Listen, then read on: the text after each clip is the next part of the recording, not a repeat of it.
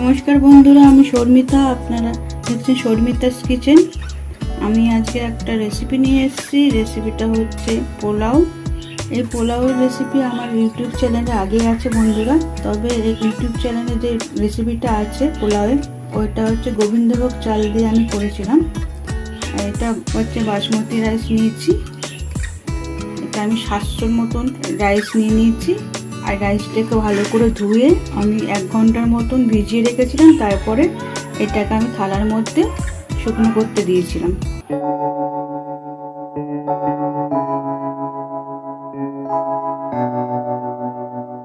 এর মধ্যে আমি কিছু উপকরণ মেশাতে হবে। উপকরণ হিসাবে আমি নিয়ে নিয়েছি হলুদ গুঁড়ো,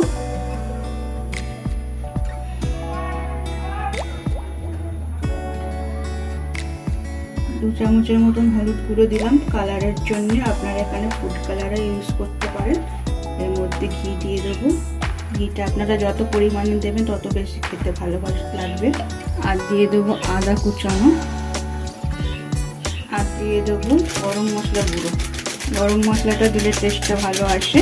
1/2 চামচের মতো গরম মশলা দিয়ে দিলাম। এবার ম্যারিনেট করে নেবো এটাকে। আপনারা কিন্তু চালটা বাটি মেপে নেবেন। আমি বাটি মেপে নিয়েছি, কেননা যে বাটি মেপে নেবেন সেই বাটির পরিমাণ অনুযায়ী আপনাদের জল দিতে হবে। 5 কাপ চাল নিলে 10 কাপ জল হবে। এরকমভাবে আপনাদের মেপে করতে হবে পোলাও। বেশি পরিমাণ হয়ে গেলে জলের গলে যাবে, আর কম পরিমাণ হয়ে গেলে জলের তাহলে চালগুলো ভালো করে সিদ্ধ হবে না। তার জন্য এটা বুঝে নিতে হবে জলটা। চালগুলো তো আমি ভালো করে ম্যারিনেট করে নিচ্ছি, কিন্তু আর কিছু উপকরণ দিয়ে যেটা রান্না করতে হবে। দেখুন, কাঁচা লঙ্কা নিয়ে নিচ্ছি 2টো। যেহেতু পোলাও মিষ্টি খায়, তাও অনেকে একটু ঝাল ঝাল পছন্দ করে। তাই আপনারা যদি মিষ্টি খান, তাহলে পুরোপুরি মিষ্টি খান, তাহলে কাঁচা লঙ্কাটা স্কিপ করতে পারেন। কাজু কিশমিশ নিয়ে নিচ্ছি। এখানে দালচিনি, লবঙ্গ, এলাচ, জয়িত্রী আর তেজপাতা নিয়ে নিচ্ছি। মিষ্টির জন্য চিনি নিয়ে নিয়েছি আর নুন। আর আপনারা বেশি পরিমাণে 100 বা 50-এর মতন ঘি ইউজ করতে পারেন। যেরকম পরিমাণে চাল নেবেন সেরকম পরিমাণে ঘি অ্যাড করতে হবে। এটা খুব সুন্দর স্মেল বেরিয়েছে বন্ধুরা। একে তো চালটা খুব সুন্দর গন্ধ, তার মধ্যে ঘি আর গরম মশলা মিশে গিয়ে একটা খুব সুন্দর একটা ফ্লেভার বেরিয়েছে।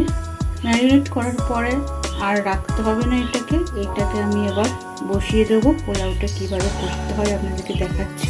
চলুন তাহলে বন্ধুরা আমি পোলাও বানানোর জন্য হাঁড়ি নিয়ে নিয়েছি। হাঁড়িতে ঘি দিয়ে দিয়েছি।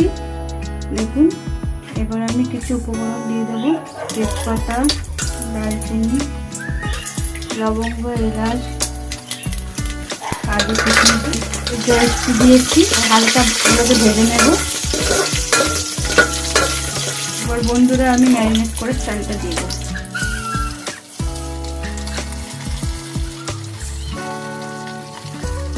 ম্যারিনেট করা সব চাল দিয়ে দিলাম, পোলাওয়ের চাল।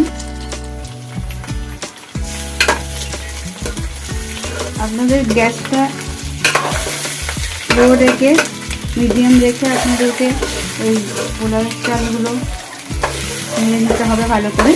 দেখুন বন্ধুরা, কত সুন্দর একটা কালার দেখা যাচ্ছে, কত সুন্দর একটা কালার এসছে। হালকা নেড়ে চেড়ে নেবো, একটু আস্তে আস্তে নাড়তে হবে, নাহলে চালগুলো ভেঙে যেতে পারে। এরপর আমি এর মধ্যে জল দিয়ে দেবো। আমার নাড়া হয়ে গেছে বন্ধুরা। এই বাটির মেজারমেন্ট করে আমি চাল নিয়েছিলাম 1 বাটি চাল। এই 1 বাটি চালের জায়গায় আমাকে 2 বাটি জল দিতে হবে। আর আপনারা যা চাল নেবেন তার ডবল দিতে হবে জলের পরিমাণ। এবং বন্ধুরা, তাহলে এই বাটির জলটা পুরোটা ঢেলে দিলাম 1 বাটি, আর 1 বাটির জল ঢালতে হবে। বাটি মেজারমেন্ট করে আপনাদের দিতে হবে, বা কাপ নিলে কাপের মেজারমেন্ট করে আপনারা দেবেন। মনে রাখতে হবে যা চাল নেব তার ডবল জল দিতে হবে। 2 বাটি চাল দিলে 4 বাটি জল দিতে হবে। এইভাবে আপনারা করবেন। তাহলে আমার জল দেওয়া কমপ্লিট হয়ে গেছে। এবার আমি আস্তে করে চালগুলোকে ভালো করে নেড়ে দেবো। এর মধ্যে এবার আমি দিয়ে দেবো লঙ্কা চেরা। পোলাওটা যেহেতু মিষ্টি হয় মিষ্টির জন্য আমি চিনি নিয়ে নিচ্ছি হাফ বাটি। দেখুন স্বাদ মতন নুন দিয়ে দেবো, একটু নেড়ে দেবো। মিডিয়াম আছে, এবার ঢাকা দিয়ে রাখবো আমি 5 মিনিট পর পর আমি দেখে নেবো চালটা ঠিক মতন সেদ্ধ হয়েছে কিনা, আর কতটা বাকি, আর নুন মিষ্টি হয়েছে কিনা। বন্ধুরা দেখুন বাসন্তী পোলাওটা হয়ে গেছে। এটাকে নামিয়ে ঠান্ডা করতে দিতে হবে, তাহলে জলটা টেনে নেবে। দেখুন চালটা কত সুন্দর গলেছে, গন্ধটাও ভালো এসছে। চলুন তাহলে বন্ধুরা এটা নামিয়ে নিই।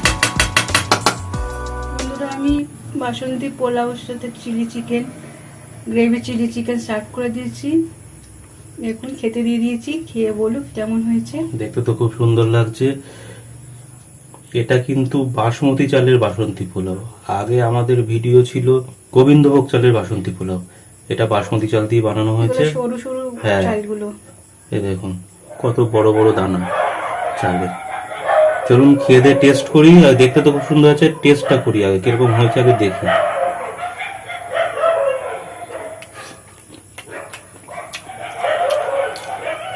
খুব সুন্দর হয়েছে, যেরকম মিষ্টি মিষ্টি স্বাদের হয় পোলাও সেরকমই হয়েছে, খুব সুন্দর লাগছে খেতে।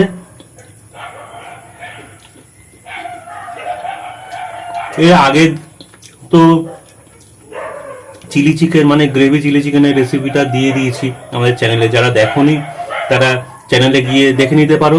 আর তখন তো শুধু ট্রাই করেছিলাম, খুব সুন্দর লেগেছিল। এবার এই তখন আবার গ্রেভি চিলি চিকেন বানানো হয়েছে বাসন্তী পোলাও দিয়ে, খাবো দেখি বাসন্তী পোলাও দিয়ে গ্রেভি চিলি চিকেনটা কিরকম লাগে।